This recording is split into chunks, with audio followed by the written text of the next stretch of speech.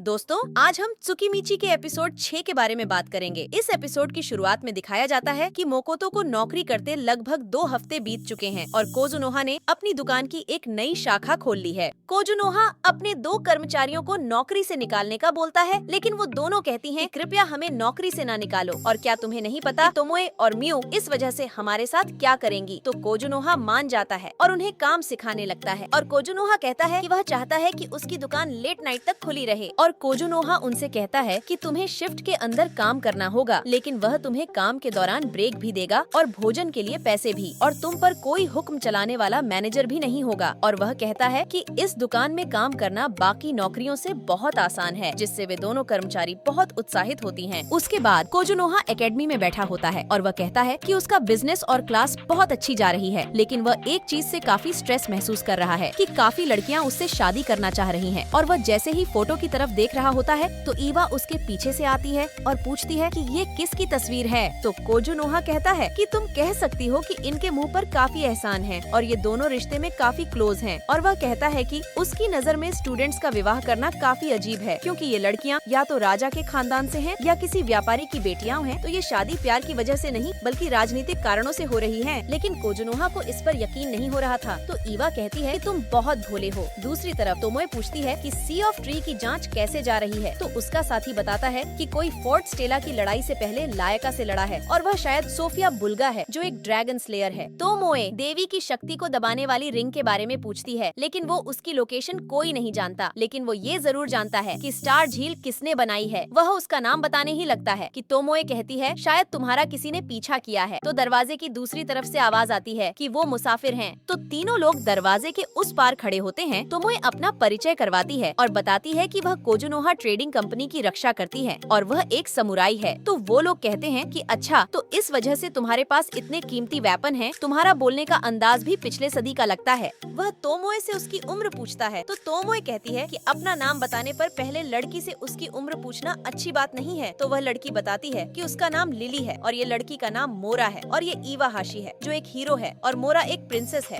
इवाहाशी Tomoe से उसकी कटाना मांगता है। इवाहाशी कटाना को बाहर निकालने की कोशिश करता है, लेकिन इवाहाशी ऐसा नहीं कर पाता। तो तोमोए बताती है कि उसके अलावा कोई भी उसकी कटाना को वील्ड नहीं कर सकता। इवाहाशी ये सुनकर हैरान होता है, क्योंकि वह दुनिया का हर वेपन वील्ड करने की क्षमता रखता है। तोमोए कहती है कि इस कटाना को आराम से पकड़ो, क्योंकि यह कटाना उसका साथी है। तोमोए अपनी कटाना इवाहाशी को बाहर निकाल कर दिखाती है। सभी उसकी कटाना की चांदी की आवाज को देखकर हैरान होते हैं। लिली तोमोए से उसकी कटाना की कीमत लगाने को कहती है और कहती है वो एक प्रिंसेस है, तो क्या वह उनकी मदद करेगी। लेकिन तोमोए उससे इनकार करती है और कहती है कि तुम्हारा इसमें कोई छिपा हुआ एजेंडा है और वह किसी भी कीमत पर उनसे डील नहीं करेगी। तो लाइम तोमोए से कहता है, चूँकि ये हीरो गिल्ड से हैं, तो हमारी ट्रेडिंग कंपनी को इससे फायदा हो सकता है। लाइम अपनी कटाना बेचने की पेशकश देता है, लेकिन तोमोए उसको चुप करवा देती है। इवाहाशी कहता है वह डेमन लॉर्ड को हराना चाहता है, तो क्या वह उसकी मदद करेगी। तो तोमोए कहती है कि पहले तो तुम अपनी गंदी नजर से देखना बंद करो। तोमोए सोचती है कि उसने सुना था कि हीरो दूसरी दुनिया से आया है, लेकिन वो उसे देखकर काफी निराश हुई है और उसे ऊपर से वह बुरी नजर से देखता है और शायद वह कोजुनोहा से कुछ सीख भी ले। इवाहाशी तोमोए से रिस्पांस मांगता है, लेकिन तोमोए उसकी पेशकश से इनकार कर देती है और कहती है कि वह सिर्फ कोजुनोहा की है। इवाहाशी अपना मैजिक चार्म भी तोमोए पर उस करता है, लेकिन वह भी फेल हो जाता है। तो मोरा तोमोए से कहती है कि क्या तुम ड्रैगन हो। तो लिली अपने मन में सोचती है कि यहाँ पर एक पावरफुल ड्रैगन है जिसका नाम लायका है, लेकिन उसका मन पर लेती है और कहती है कि वह लायका नहीं है।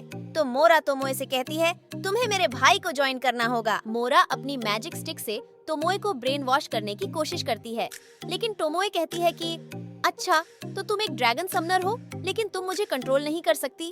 तोमोए एक पावर ऑरा रूम में छोड़ती है, जिससे इवाहाशी का मैजिक चार्म खत्म हो जाता है। और लाइम कहता है मैं क्यों इसे अपनी कटाना देने लगा था। ये सुनकर इवाहाशी लाइम पर हमला करता है और उसे दीवार में मारता है। तोमोए कहती है तुम बच्चों वाली हरकतें कर रहे हो। इवाहाशी कहता है मैं एक हीरो हूँ, तो तुम अपनी जुबान संभालो। तोमोए कहती है तुम एक कचरा हो जिससे कोई उम्मीद नहीं रखी जा सकती। इवाहाशी तोमोए पर हमला करता है, लेकिन सब कुछ एक धुंधली धुंध में बदल जाता है, क्योंकि ये सब तोमोए ने इल्यूजन के तौर पर बनाया था। तो इवाहाशी कहता है कि वह एक दिन तोमोए को अपना बनाकर रहेगा, क्योंकि वह एक दुर्लभ प्राणी है। लाइम रोते हुए कहता है कि उसने कैसे अपनी कटाना उसको देने लगा था। तोमोए कहती है लाइम, क्या तुम मेरे क्लैंसमैन बनोगे। लाइम हाँ कहता है। तो तोमोए अपना किमोनो उतारती है और कहती है कि इसमें बस 1 मिनट लगेगा। दूसरी ओर मियो सीवीड जमा कर रही होती है, लेकिन इतने में पीछे से उस पर एक वुल्फ हमला करता है, लेकिन वह उसे पटक कर मारती है। इतने में एक लड़की उनके बीच में आ जाती है। मियो कहती है कि अगर तुम इसके मालिक हो तो तुम भी इसके साथ मरी जाओगे। तो वह लड़की मियो से माफी मांगती है और कहती है कि ये वुल्फ दोबारा ऐसा नहीं करेगा, और वह बताती है कि ये एक मैजिक बीस्ट है, लेकिन वह इसके बारे में ज्यादा नहीं जानती, और कहती है कि मेरा नाम हिबिकी है, और वह कहती है कि मियो की चोटों को भी ठीक कर देगी। मियो अपना नाम बताती है और कहती है कि इसकी कोई जरूरत नहीं है, लेकिन हिबिकी उसकी मदद करने पर जोर लगाती है। तो मियो कहती है वह सीवीड और कैलप में फर्क नहीं बता पा रही, तो हिबिकी कहती है वह उसकी मदद करेगी, जिसे सुनकर वह काफी उत्साहित होती है। हिबिकी बताती है अगर वह इसे उबालेगी तो ये मीसो सूप में भी इस्तेमाल हो सकते हैं। तो मियो हिबिकी को हक करती है और कहती है क्या तुम्हें ये डिश पकानी आती है। 2 दिनों बाद मियो हिबिकी अपने साथियों के साथ जंगल से गुजर रहे होते हैं।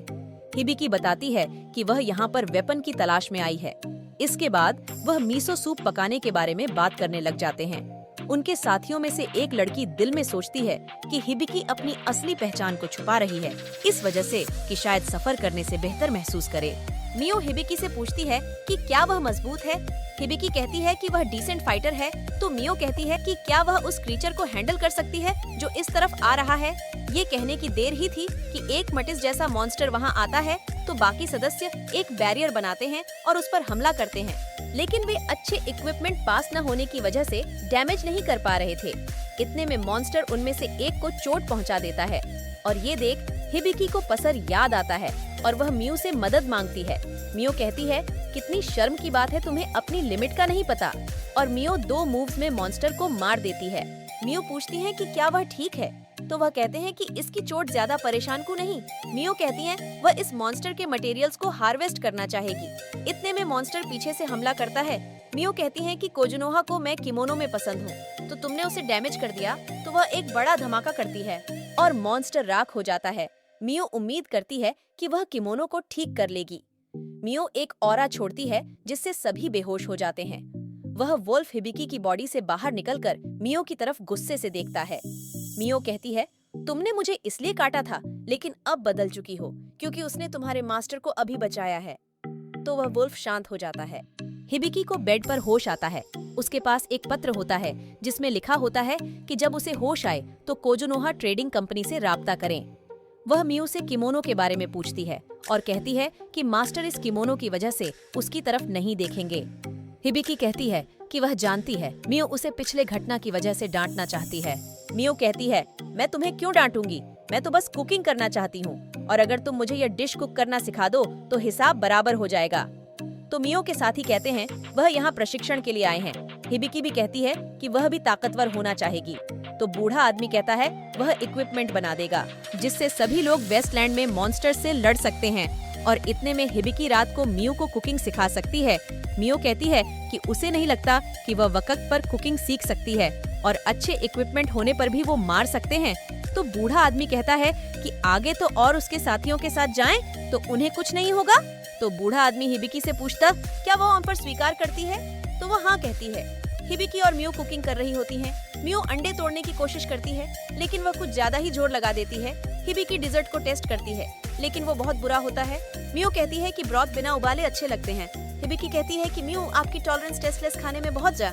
कोजुनोहा कहता है तोमोए से मिले उसे काफी वक्त गुजर चुका है और हम सिर्फ टेलीपैथी से बात कर रहे हैं। शिकी कहता है वह कुछ ऑग्रस को शॉप की रखवाली के लिए बुलाएगा, लेकिन शॉप की हिफाजत के लिए परेशान नजर आ रहा है। कोजुनोहा फिर टेलीपोर्ट गेट का इस्तेमाल करता है और कहता है कि यहाँ पर क्या हो रहा है।